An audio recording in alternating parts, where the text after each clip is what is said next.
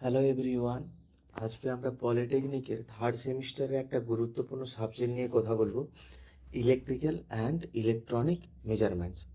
আজকের ভিডিওতে আমরা স্টেপ বাই স্টেপ দেখব রেঞ্জ আর সেন্সিটিভিটি কি, ট্রু ভ্যালু আর ইন্ডিকেটিভ ভ্যালুর মধ্যে পার্থক্য কি, এটা দেখব। আর বিভিন্ন ধরনের এরর্স আর রেজলিউশন জানবো। তারপর অ্যাকুরেসি আর প্রিসিশন, এই দুটো নিয়ে অনেকেই কনফিউজ হয়, সেটাও ক্লিয়ার করব। আর শেষে থাকবে আমাদের ইনস্ট্রুমেন্ট এফিসিয়েন্সি। চলো তাহলে শুরু করা যাক। প্রথম টপিক, প্রথমে আসি রেঞ্জ নিয়ে। রেঞ্জ অফ এন ইনস্ট্রুমেন্ট জিনিসটা কি? ধরো তোমার কাছে একটা মেজারিং টেপ আছে, যেটা দিয়ে তুমি সর্বোচ্চ 1 মিটার পর্যন্ত মাপতে পারবে। এর বেশি লম্বা কিছু মাপতে গেলে সেই টেপ কাজে আসবে না। ঠিক একইভাবে প্রতিটা ইলেকট্রিক্যাল ইনস্ট্রুমেন্টেরও একটা সীমা থাকে, যার মধ্যে সে সঠিকভাবে মেজার করতে পারে। এটাকেই বলে রেঞ্জ। তো রেঞ্জের ডেফিনেশন হলো ইনস্ট্রুমেন্টের সর্বনিম্ন মানে মিনিমাম কত থেকে সর্বোচ্চ কত ভ্যালু, ম্যাক্সিমাম কত ভ্যালু পর্যন্ত মেজার করতে সক্ষম, সেটাই তার রেঞ্জ। বোঝা গেল? এখন একটা পার্টিকুলার আমাদের এক্সাম্পল দিয়ে দেখি। ধরো আমাদের কাছে একটা অ্যামমিটার আছে, সে অ্যামমিটারের রেঞ্জ লেখা আছে সর্বনিম্ন 0 আর সর্বোচ্চ দেওয়া আছে কত, 30। তার মানে কি? তার মানে এই মিটার দিয়ে আমরা 0 অ্যাম্পিয়ার থেকে শুরু করে সর্বোচ্চ 30 অ্যাম্পিয়ার পর্যন্ত কারেন্ট মেজার করতে পারবো। এর বেশি যদি এই মিটারে মাপার চেষ্টা করি, তাহলে মিটার নষ্ট হয়ে যেতে পারে। একইভাবে যদি একটি ভোল্টমিটারের রেঞ্জ হয় 0 থেকে 500, তাহলে সেটা দিয়ে 0 থেকে 500 পর্যন্ত ভোল্টেজ মাপা যাবে। এখন প্রশ্ন হলো, এই রেঞ্জ জানাটা কেন এত ইম্পর্ট্যান্ট? প্রথমত, রেঞ্জ জানলে আমরা বুঝতে পারবো কোন কাজের জন্য কোন ইনস্ট্রুমেন্ট সুইটেবল হবে। ধরো তোমরা সার্কিটে যদি 25 অ্যাম্পিয়ার কারেন্ট প্রবাহিত হয়, তার তুমি যদি ভুল করে একটা 10 অ্যাম্পিয়ার রেঞ্জের অ্যামমিটার লাগিয়ে দাও, তাহলে সেই মিটার নিশ্চিতভাবে ড্যামেজ হয়ে যাবে। কারণ রেঞ্জের চেয়ে বেশি ইনপুট দিলে ইনস্ট্রুমেন্ট সেটা সহ্য করতে পারবে না। তার মানে স্মলার রেঞ্জ কোনো প্রকারই ইউজ করা যাবে না, সেই রেঞ্জের মধ্যে ইউজ করতে হবে মাস্ট। এইবার আরেকটা সমস্যা হলো, তুমি যদি প্রয়োজনের থেকে অনেক বড় রেঞ্জের ইনস্ট্রুমেন্ট ব্যবহার করো, ভেরি লার্জ রেঞ্জ ব্যবহার করো, যেমন একটা ছোট 2 ভোল্ট ভোল্টেজ মাপতে যদি 500 ভোল্ট রেঞ্জের ভোল্টমিটার ব্যবহার করো, তাহলে রিডিংয়ের এতটাই ছোট আসবে যে স্কেলে ঠিকভাবে পড়াই কঠিন হয়ে যাবে এবং মেজারমেন্টের অ্যাকুরেসি অনেক কমে যায়। তাই সবসময় প্রয়োজন অনুযায়ী সঠিক রেঞ্জ বেছে নেওয়াটা বুদ্ধিমানের কাজ। এবার আসি sensitivity of an instrument. Sensitivity শব্দটা শুনলেই বোঝা যায় এটা কতটা সেন্সিটিভ বা সংবেদনশীল, সেটা বোঝায়। ডেফিনেশন অনুযায়ী মেজার কোয়ান্টিটিতে যদি খুব ছোট একটা চেঞ্জ হয়, মানে স্মল চেঞ্জ হয়, সেই ছোট চেঞ্জটাকে ইনস্ট্রুমেন্ট কতটা ভালোভাবে ধরতে বা রেসপন্ড করতে পারে, সেটাই হলো সেন্সিটিভিটি। কতটা ভালো ধরতে বা রেসপন্ড করতে পারে আর কি, সেটাকেই হলো তার সেন্সিটিভিটি। এইবার নিউমেরিক্যালি এটাকে প্রকাশ করা যায়, সেটা কি না, change in output by change in input. একটা এক্সাম্পল দিয়ে বোঝা যাক। ধরো একটা ভোল্টমিটারের ভোল্টেজ 1 ভোল্ট বৃদ্ধি করলো, তাহলে কি হবে না, ধরো 1 ভোল্ট যখন বৃদ্ধি হচ্ছে, তখন 5টা ডিভিশন ও সরে যাচ্ছে ওর পয়েন্টারটা। ঠিক আছে, তাহলে সেন্সিটিভিটি কি হবে, 5 ডিভিশন বাই 1 ভোল্ট, এটা হয়ে যাবে ওর সেন্সিটিভিটি। ঠিক আছে, ধরো আর একটা ভোল্টমিটার নিয়ে সেটাও কি করলাম না, সেখানেও 1 ভোল্ট দিলাম, সেখানেও 1 ভোল্টের পরিবর্তনের জন্য আমাদের কত না, 2টো ডিভিশন হলো, তাহলে তার ক্ষেত্রে কত হবে, বাই 2 ডিভিশন বাই 1 ভোল্ট, এটা হবে। তাহলে এই দুটোর মধ্যে কোনটা সেন্সিটিভিটি বেশি হবে? এই দুটোর মধ্যে সেন্সিটিভিটি বেশি হবে কোনটাতে? না আমাদের প্রথমেরটাতে, এইটাতে সেন্সিটিভিটির পরিমাণ বেশি, আর দ্বিতীয়টাতে সেন্সিটিভিটির পরিমাণ কম। তাহলে বলা যায় সেন্সিটিভিটি যত বেশি হবে ইনস্ট্রুমেন্ট তত ছোট চেঞ্জ ডিটেক্ট করতে পারবে। এই জন্যই যেখানে খুব সূক্ষ্ম মেজারমেন্টের দরকার হয়, যেমন ল্যাবরেটরিতে রিসার্চের কাজে, সেখানে বেশি সেন্সিটিভ ইনস্ট্রুমেন্ট ব্যবহার করা হয়। এখানে দুটো ইনস্ট্রুমেন্টের এক্সাম্পল দেওয়া আছে, গ্যালভানোমিটার আর অর্ডিনারি অ্যামমিটার। গ্যালভানোমিটারের সেন্সিটিভিটি এক্সট্রিমলি হাই, ও খুব ছোট ছোট কারেন্টও ডিটেক্ট করতে পারে, কিন্তু একটা সাধারণ অ্যামমিটারের সেন্সিটিভিটি তুলনামূলক অনেক কম, ও শুধু বড় যে কারেন্ট মেজার করার জন্য মানে বেশি উপযোগী। ঠিক আছে, এই হলো আমাদের সেন্সিটিভিটি। এখন আসি ট্রু ভ্যালু। এটা একটা কনসেপচুয়াল খুব ইন্টারেস্টিং জিনিস। ট্রু ভ্যালু হলো কোনো কোয়ান্টিটির আসল প্রকৃত একদম সঠিক ভ্যালু। এখন প্রশ্ন হলো এই একদম সঠিক ভ্যালু আমরা কি সবসময় জানতে পারি? আসলে না, বাস্তবে এক্সাক্ট ট্রু ভ্যালু বের করার প্রায় অসম্ভব, কারণ যে কোনো মেজারমেন্টে কম বেশি এরর থেকে যায়। তাই আমরা ট্রু ভ্যালু বের করার চেষ্টা করি সবচেয়ে বেশি অ্যাকুরেট স্ট্যান্ডার্ড ইনস্ট্রুমেন্ট ব্যবহার করি, যেগুলো খুব প্রিসাইজ ক্যালিব্রেটেড থাকে আর কি। উদাহরণ দিয়ে বুঝি ব্যাপারটা। ধরো একটা হাইলি অ্যাকুরেটেড স্ট্যান্ডার্ড মিটার দিয়ে ভোল্টেজ মাপা হলো, আর সেটা হলো 230 ভোল্ট। ঠিক আছে, তাহলে আমরা ধরে নেব এটাই সেই ভোল্টেজের ট্রু ভ্যালু। ঠিক আছে, তাহলে ট্রু ভ্যালু হচ্ছে যে actual value of the quantity being measured, যেটা আমাদের অ্যাকচুয়াল ভ্যালু লাগে সেটাই। এবারে আমরা আসি ইন্ডিকেটেড ভ্যালু। ইন্ডিকেটেড ভ্যালু এটা তুলনামূলক সহজ কনসেপ্ট। আমরা যখন কোনো সাধারণ ইনস্ট্রুমেন্ট দিয়ে মেজারমেন্ট নিই, সেই ইনস্ট্রুমেন্টের স্কেল বা ডিসপ্লেতে যে ভ্যালু দেখতে পাই সেটাকেই বলে ইন্ডিকেটেড ভ্যালু। মানে ইনস্ট্রুমেন্ট আমাদের যা ইন্ডিকেট করছে বা দেখাচ্ছে সেটাকে আমরা বলবো the value shown by the measuring instrument is called the indicated value. Example যে ধরো একটা অর্ডিনারি ভোল্ট মিটার দিয়ে মাপার পর সেটা দেখালো 228 ভোল্ট। এখন 228 ভোল্ট হলো ইন্ডিকেটেড ভ্যালু। এখন লক্ষ্য করো আগের স্লাইডে ট্রু ভ্যালু ছিল 230 ভোল্ট, আর এখন ইন্ডিকেটেড ভ্যালু হলো কত? 228 ভোল্ট। এই দুটোর মধ্যে পার্থক্য আছে, তাই না? এই পার্থক্যটাই আমরা বলি এরর। মানে এরর হচ্ছে true value minus indicated value. ঠিক আছে, তার মানে ইনস্ট্রুমেন্ট আসল ভ্যালু থেকে কিছুটা কম বা বেশি দেখাচ্ছে, এটাই হলো মেজারমেন্ট এর এরর। এবার আসি এরর অ্যান্ড মেজারমেন্ট। এখন এররটাকে আর একটু ভালোভাবে বুঝি, কারণ এটা পুরো চ্যাপ্টারের একটা কোর কনসেপ্ট। এরর মানে হলো ট্রু ভ্যালু আর আমরা যা মেজার করলাম সেই মেজার্ড ভ্যালু, এই দুটোর মধ্যেকার পার্থক্য। ফর্মুলা একটু আগেই দেখেছি, true value minus measured value, এটা এখানে আমাদের দিয়ে রেখেছি আমি। ঠিক আছে, চলো আবার একটা উদাহরণ দিয়ে দেখা যাক। ট্রু ভ্যালু কত ছিল? 100 ভোল্ট, আর মেজার ভ্যালু ধরো 98। তাহলে আমাদের কত এরর আসবে? না 2 ভোল্ট এরর আসবে। ঠিক আছে,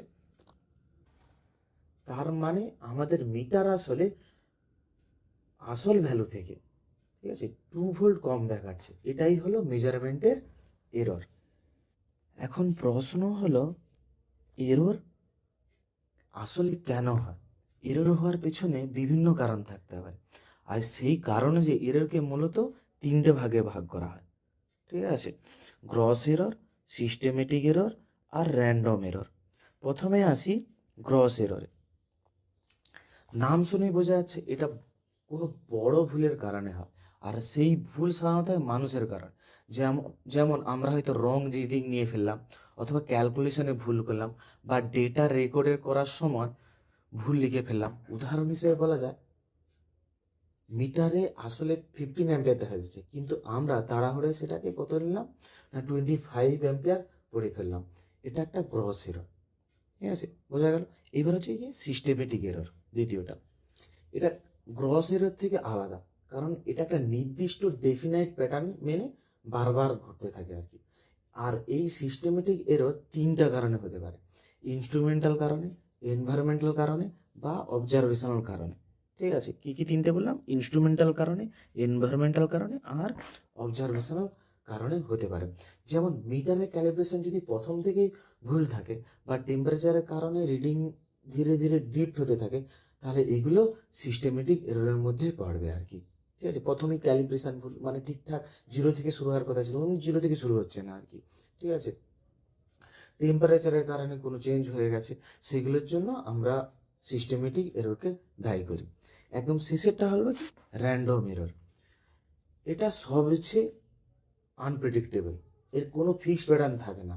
এটা হয় সাধারণত ছোটোখাটো নয়েজ বা ফ্লাকচুয়েশনের কারণে, যেমন সার্কিটের ভোল্টেজে নয়েজ আসছে, ঠিক আছে, নয়েজ আসছে, বা মেজারমেন্ট নেওয়ার সময় কোনো ভাইব্রেশন হচ্ছে, এগুলোর ফলে এরর হয়, সেটাই হলো র্যান্ডম এরর।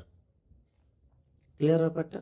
তাহলে র্যান্ডম এরর সাধারণত নয়েজ বা ভাইব্রেশনের কারণ হয়, এটা সম্পূর্ণভাবে আনপ্রেডিক্টেবল। এইবার আসি সিস্টেমেটিক এররের সাব টাইপসগুলো। মেইনলি এর ভেতরে তিনটে সাব টাইপ আছে। প্রথমটা কি আমরা দেখতেই পাচ্ছি, ইনস্ট্রুমেন্টাল এরর আছে, এনভায়রনমেন্টাল এরর, 3 নম্বর হচ্ছে অবজারভেশনাল এরর। কারণ পরীক্ষাতে এগুলো আলাদা আলাদা করেও জিজ্ঞেস করে। প্রথমে ইনস্ট্রুমেন্টাল এরর, এটা হয় ইনস্ট্রুমেন্টের নিজের কোনো সমস্যার কারণে। যেমন ইনস্ট্রুমেন্টের ভেতরে যেসব মুভিং পার্টস থাকে, ঠিক আছে, মুভিং পার্টস, সেগুলোতে যদি ফ্রিকশন থাকে বা ইনস্ট্রুমেন্টটা যদি প্রথম থেকেই ভুলভালভাবে ক্যালিব্রেট করা থাকে, রং ক্যালিব্রেশন, অথবা পুরনো হয়ে গিয়ে কম্পোনেন্টসের কোয়ালিটি নষ্ট হয়ে যায়, এজিং কম্পোনেন্টস যেটা আমি বলছি আর কি, এইসব কারণে যে এরর হয় সেটাই হচ্ছে ইনস্ট্রুমেন্টাল এরর। তারপরে দ্বিতীয়টা কি এনভায়রনমেন্টাল এরর। এটা হয় ইনস্ট্রুমেন্টের চারপাশের পরিবেশের কারণে, ইনস্ট্রুমেন্ট নিজে কোনো দোষের জন্য নয় আর কি। যেমন রুমের টেম্পারেচার হঠাৎ বেড়ে বা কমে গেল, ঠিক আছে, টেম্পারেচার চেঞ্জেস, হিউমিডিটির জন্য, ঠিক আছে, বাতাসে হিউমিডিটি বেশি থাকলে, আশেপাশে কোনো স্ট্রং ম্যাগনেটিক ফিল্ড থাকলে, ঠিক আছে, ডাস্টের কারণে, এইগুলোর জন্য আমাদের কি হয়, এরর হয়। তো সেইটা হচ্ছে আমাদের এনভায়রনমেন্টাল এররের মধ্যে পড়ে। তৃতীয়টা হচ্ছে কি না, অবজারভেশনাল এরর। এটা হয় সম্পূর্ণভাবে ব্যবহারকারী নিজের ভুলের কারণে, ইনস্ট্রুমেন্টের কোনো দোষ এখানে নেই। এর সবচেয়ে ক্লাসিক এবং কমন উদাহরণ হলো প্যারালাক্স এরর। এটা কি, ধরো আমরা একটা অ্যানালগ মিটারের স্কেল পড়ছি, ঠিক আছে, আমরা একটা অ্যানালগ মিটারের স্কেল পড়ছি, এখানে ধরো 0 লেখা আছে, এখানে 1 2 3 4 5 6 এরকম করে পরপর লেখা আছে। এখন চোখ যদি সোজা স্কেলে বরাবর না থেকে একটু আড়াআড়ি ভাবে দেখি, তাহলে কি হবে, ধরো সহজে আমার 3 হওয়ার কথা, আমি একটু দেখে হয়তো 2-এর দিকে চলে যাচ্ছি, ঠিক আছে, 2-এর যে ছোট ভাগগুলো থাকে সেখানে চলে যাচ্ছি, তাহলে আমরা কি ভুল নিয়ে নেব ভ্যালুটা। এই চোখের অ্যাঙ্গেলের কারণে ভুল রিডিং হচ্ছে, এটা হলো প্যারালাক্স বা অবজারভেশনাল এরর। ঠিক আছে, সোজাসুজি ওই জন্য দাঁড়িয়ে প্রত্যেকটা ভ্যালু নিতে হয়, এটাকে আমরা বলে থাকি অবজারভেশনাল এরর। ঠিক আছে, কি তাহলে বললাম অবজারভেশনাল, এটা খুবই ইম্পর্টেন্ট, প্যারালাক্স এরর। এবারে আমরা একটা গুরুত্বপূর্ণ জিনিস দেবো, লিমিটিং এরর। এটা প্র্যাকটিক্যাল জীবনে খুব কাজে লাগে, বিশেষ করে কম্পোনেন্ট কেনার সময়। ডেফিনেশনে কি বলছে,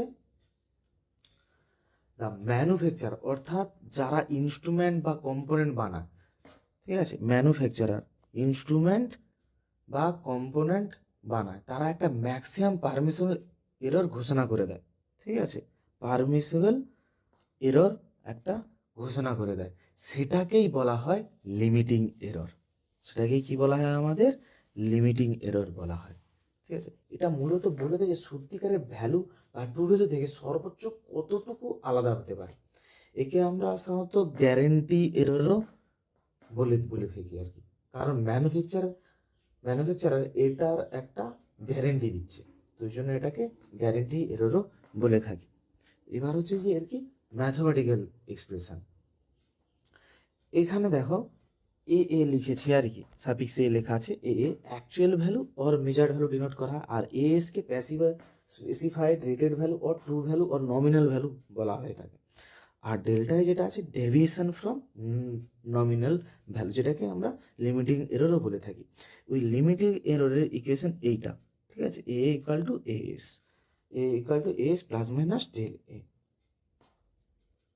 চলো একটা রিয়েল লাইফ এক্সাম্পল দিয়ে বুঝি, যেটা তোমরা প্রায়ই দেখবে। ধরো তুমি মার্কেটের থেকে একটা রেজিস্টার কিনলে, সেটার গায়ে লেখা আছে কত না 100 ওহম প্লাস মাইনাস 5%। এখন এটার মানে কি, এখন এখানে নমিনাল ভ্যালু হচ্ছে যে কত এস 100 ওহম, এস কত 100 ওহম, আর লিমিটিং এরর ডেল্টা এ হবে 105%, অর্থাৎ 5 ওহম। ঠিক আছে, এটা আছে। তো তাহলে ম্যানুফ্যাকচার আসলে কি বলছে, সে বলছে রেজিস্টারের অ্যাকচুয়াল রেজিস্ট্যান্স 100 মাইনাস 5 95 ওহম থেকে শুরু, আর 100 প্লাস 5 105 ওহমের মধ্যে যে কোনো জায়গায় থাকবে। মানে ওই রেজিস্টার এক্সাক্টলি 100 ওহম নাও হতে পারে, কিন্তু 95 থেকে 105-এর মধ্যেই থাকবে। এই গ্যারেন্টি ম্যানুফ্যাকচারার দেয় আর কি। তো তার মানে আমাদেরকে এটা সবাই বুঝতে হবে যে 100 ওহম প্লাস মাইনাস 5% দেওয়া আছে, মানে 95 থেকে 105-এর মধ্যে হবে। এর মানে ওটার মানে এটা নয় যে 100 ওহমই হবে। বোঝা গেল ব্যাপারটা? এইটাই হচ্ছে যে আমাদের লিমিটিং এরর বোঝায় আর কি। এবার আসি টাইপস অফ লিমিটিং এরর্স। সাধারণত এটা দুটো ভাগে ভাগ করা যায়। প্রথমত এটা কি আছে না আমাদের অ্যাবসোলিউট লিমিটিং এরর আর একটা relative limiting error. Absolute limiting error del A দিয়ে ডিনোট করা হয়, আর এটাকে এপসাইলন এর দিয়ে ডিনোট করা হয়। প্রথমত যে অ্যাবসোলিউট লিমিটিং এরর আছে, যেটা হলো মেজার্ড ভ্যালু আর ট্রু ভ্যালুর মধ্যে ম্যাক্সিমাম যে ডেভিয়েশন হতে পারে সেটার অ্যাকচুয়াল ম্যাগনিটিউড, সেটাকেই আমরা অ্যাবসোলিউট লিমিটিং এরর বলতে পারি। আর রিলেটিভ লিমিটিং এরর, যেটা আমরা এক্ষুনি বললাম কি এপসাইলন আর দিয়ে বোঝানো হয়, এটা অ্যাবসোলিউট এররকে স্পেসিফাইড বা নমিনাল ভ্যালু দিয়ে ভাগ করলে পাওয়া যায়। এটা আমরা এখানে লিখে রেখেছি ডেল এ বাই এস। যেহেতু ডেল এ সমান এ মাইনাস এস, তাহলে আমরা এখানে ওই ভ্যালুটা বসিয়ে দিয়ে আর একটা আমরা ফর্মুলা বের করতে পারি। ঠিক আছে, এটাই আমাদের লিমিটিং এরর। এখন পড়বো আমরা রেজলিউশন। এটার বোঝাটা সহজ, কিন্তু প্র্যাকটিক্যালি খুব দরকারি একটা কনসেপ্ট, বিশেষ করে ডিজিটাল ইনস্ট্রুমেন্টের ক্ষেত্রে আর কি। ডেফিনেশনে কি বলছে না, ইনস্ট্রুমেন্টের ইনপুট কোয়ান্টিটি যে সবচেয়ে ছোট চেঞ্জ ডিটেক্ট করতে পারে সেটাই তার রেজলিউশন। ইনস্ট্রুমেন্ট ইনপুট কোয়ান্টিটিতে যে সবচেয়ে ছোট চেঞ্জ ডিটেক্ট করতে পারে সেটাই তার রেজলিউশন। স্মলেস্ট চেঞ্জ আর কি, একদম স্মলেস্ট চেঞ্জ ডিটেক্ট করতে পারবে, সেটাকে আমরা বলবো রেজলিউশন। এবার ব্যাপারটা উদাহরণ দিয়ে বোঝা যাক। ধরো একটা ডিজিটাল ভোল্টমিটার আছে, যেটা তার ডিসপ্লেতে সবচেয়ে 0.01 ভোল্ট পর্যন্ত পরিবর্তন দেখাতে পারে। তার মানে এর চেয়ে ছোট কোনো চেঞ্জ, যেমন 0.005 ভোল্ট, এই মিটার ধরতে পারবে না। তাহলে এই ইনস্ট্রুমেন্টের রেজলিউশন হলো 0.01 ভোল্ট। ওটা বোঝা গেল তো? মানে স্মলেস্ট চেঞ্জ ও করতে পারে কত না 0.01 ভোল্ট, ওর পরিবর্তনও দেখাতে পারে। তার মানে ওটাইও ধরতে পারবে, কিন্তু ওর থেকেও যদি ছোট নেই তাহলে সেটা ধরতে পারবে না। তাহলে রেজুলেশন এখানে কত হবে না 0.01 ভোল্ট। বোঝা গেছে? এইবার আসি ইম্পর্টেন্স। যত বেশি রেজুলেশন তত চেঞ্জ ইনস্ট্রুমেন্ট ডিটেক্ট করতে পারবে, অর্থাৎ ইনস্ট্রুমেন্ট তত বেশি সেন্সিটিভ এবং সূক্ষ্ম হবে। আর এই জন্য সাধারণত ডিজিটাল ইনস্ট্রুমেন্টের রেজুলেশন পুরোনো ধরনের অ্যানালগ ইনস্ট্রুমেন্টের চেয়ে অনেক ভালো হয় আর কি। কারণ ডিজিটাল ডিসপ্লে খুব ছোটো ডিসিমেল পর্যন্ত ভ্যালু দেখাতে পারে, যেখানে অ্যানালগ মিটারের স্কেল ও এত ছোট গ্রেডেশন থাকে না আর কি, মানে দেখাতেও পারবে না, অত ছোটো গ্রেডেশন করার পক্ষে সম্ভব হয় না। তো সেই অনুযায়ী আমাদের রেজুলেশনটা আমাদের ডিজিটাল ইনস্ট্রুমেন্টের ক্ষেত্রে ভালো আর কি।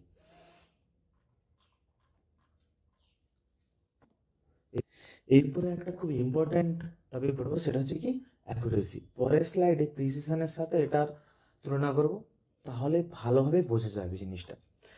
এখন ডেফিনিশন কি বলছে আমরা অ্যাকুরেসিতে, না মেজার্ড ভ্যালু আর ট্রু ভ্যালু কতটা কাছাকাছি, মেজার ভ্যালু ট্রু ভ্যালুর কতটা কাছাকাছি, সেটাই হলো অ্যাকুরেসি। মানে আমরা ইনস্ট্রুমেন্ট যা দেখাচ্ছে সেটা আসল ভ্যালুর যত কাছাকাছি, ইনস্ট্রুমেন্ট তত বেশি অ্যাকুরেট। এটা পার্সেন্টেজের প্রকাশ করার ফর্মুলা হলো accuracy percentage equal to 1 minus absolute error by true value into 100। ঠিক আছে, চলো ধরো যদি একটা এক্সাম্পল দিয়ে বুঝি ব্যাপারটা। ট্রু ভ্যালু ধরো 100 ভোল্ট, আর আমরা মেজার করে পেলাম 99 ভোল্ট, তাহলে অ্যাবসলিউট হবে কত, 100 মাইনাস 99। তাহলে আমাদের প্রপার যে অ্যাবসলিউটটা 1 ভোল্টে দাঁড়িয়ে যাবে। যদি পার্সেন্টেজ এবার বের করে থাকি, তাহলে অ্যাকুরেসি কত পার্সেন্ট হবে, তাহলে 1 মাইনাস 1 বাই 100, ঠিক আছে, ইন্টু 100, তাহলে 99% এর হচ্ছে অ্যাকুরেসি। যথেষ্ট ভালো অ্যাকুরেসি আছে। যদি 100-র জায়গায় আমাদের 98 বা 97 আসতো, তাহলে আমাদের অ্যাকুরেসিটা আরও কমে যেত। ঠিক আছে, এইভাবে আমাদের অ্যাকুরেসি দেখা হয়। এরপর এবার আসি প্রিসিশন, যেটা অ্যাকুরেসি থেকে একদম একটা আলাদা জিনিস, যদিও অনেকে এই দুটো গুলিয়ে ফেলে। প্রিসিশন মানে হলো একই কোয়ান্টিটিতে বারবার মেজার করলে সেই রিডিংগুলো একে অপরের কতটা কাছাকাছি আসে। যদি একটা ইনস্ট্রুমেন্ট বারবার প্রায় একই রিডিং দেয়, তাহলে বলবো সেই ইনস্ট্রুমেন্ট খুব প্রিসাইজ। লক্ষ্য করো, এখানে কিন্তু ট্রু ভ্যালুর সাথে তুলনা করা হচ্ছে না, শুধু রিডিংগুলো নিজেদের মধ্যে কতটা কনসিস্টেন্ট সেটাই দেখা হচ্ছে। দেখি, ধরো একটা ইনস্ট্রুমেন্ট দিয়ে 4 বার ভোল্টেজ মাপা হলো, আর রিডিং আসলো কত, না 98.1, 98.2, 98.1, আবার 98.2 ভোল্টেজ হলো। লক্ষ্য করে এই চারটে রিডিংয়ের একে অপরের খুব কাছাকাছি, প্রায় সমান বলা যায়। তাই ইনস্ট্রুমেন্টকে আমরা বলবো হাইলি প্রিসাইজ, কারণ এটা বারবার কনসিস্টেন্ট রিডিং দিচ্ছে। ঠিক আছে, এইভাবে আমরা প্রিসাইজ আর অ্যাকুরেসির মধ্যে পার্থক্যটা বুঝি। অ্যাকুরেসি হচ্ছে ট্রু ভ্যালুর কত কাছাকাছি, আর প্রিসাইজ হচ্ছে যে একই ভ্যালু কতবার এসছে, একই ভ্যালু কত কাছাকাছি কতবার এসছে, খুব কাছাকাছি ভ্যালুগুলো, সেইগুলোকে আমরা বলবো প্রিসাইজ। এখন সবচেয়ে গুরুত্বপূর্ণ অংশে আসি, সেটা কি না অ্যাকুরেসি আর প্রিসিশনের মধ্যে পার্থক্য। এটা এক্সামে প্রায়ই আসে, আর অনেকেই এখানে কনফিউজ হয়ে যায়। তাই মন দিয়ে বোঝানো, অ্যাকুরেসি বলছে মেজার্ড ভ্যালু কতটা ট্রু ভ্যালুর কাছাকাছি। এটা মূলত ডিপেন্ড করে সিস্টেমেটিক এররের ওপর। মনে রাখো, ইনস্ট্রুমেন্ট অ্যাকুরেট হতে পারে, কিন্তু সেটা প্রিসাইজ নাও হতে পারে। আর প্রিসিশন বলছে রিপিটেড রিডিংয়ের একে অপরের কতটা কাছাকাছি, এটা ডিপেন্ড করে র্যান্ডম এররের উপর। তাহলে উপরেরটা কি না সিস্টেমেটিক এরর, ঠিক আছে, আর নিচেরটা কি ছিল আমাদের প্রিসিশন। তাহলে প্রিসিশন কি না আমাদের র্যান্ডম এররের উপর ডিপেন্ড করে। একটা ইনস্ট্রুমেন্টের প্রিসাইজ হতে পারে, কিন্তু সেটা অ্যাকুরেট নাও হতে পারে। একটা এবার দুটো এক্সাম্পল দিয়ে পরিষ্কার করা যায় ব্যাপারটা। ট্রু ভ্যালু 100 ভোল্ট, আর একটা ইনস্ট্রুমেন্ট বারবার মেজারমেন্ট নিয়ে রিডিং দিচ্ছে 90 ভোল্ট। ঠিক আছে, এখানে লক্ষ্য করুন সব রিডিং একে অপরের সাথে একদম সমান, তাই এটা একটা প্রিসাইজ, কিন্তু আসল ভ্যালু তো 100 ভোল্ট। আর এই ইনস্ট্রুমেন্ট বারবার 90 ভোল্ট দেখাচ্ছে, অর্থাৎ ট্রু ভ্যালু থেকে অনেক দূরে, তাই ইনস্ট্রুমেন্ট প্রিসাইজ হলেও অ্যাকুরেট না। ঠিক আছে, অ্যাকুরেট না। এবার দ্বিতীয় কেসে দেখি, একটা ইনস্ট্রুমেন্ট রিডিং দিচ্ছে 99, 100, 100 ভোল্ট। এখানে দেখো রিডিংগুলো একে অপরের কাছাকাছি আছে, আবার ট্রু ভ্যালুর 100 ভোল্টের কাছাকাছিও আছে। তাই এই ইনস্ট্রুমেন্ট অ্যাকুরেট এবং রিজনেবল প্রিসাইজ দুটোই। তো সহজ কথায় মনে রাখো, প্রিসাইজ মানে বারবার একই জায়গাগুলি লাগানো, আর অ্যাকুরেসি মানে টার্গেটের একদম কাছাকাছি লাগানো। এই একটা ভালো ইনস্ট্রুমেন্টের মধ্যে এই দুটো গুণই থাকা দরকার। ঠিক আছে,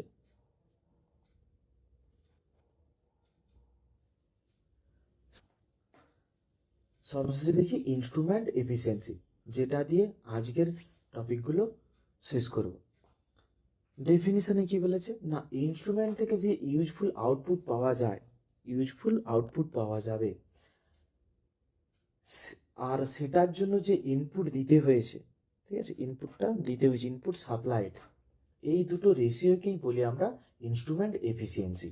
তাহলে এফিসিয়েন্সি হলো কি আউটপুট বাই ইনপুট 100%। এটা সহজ জিনিস।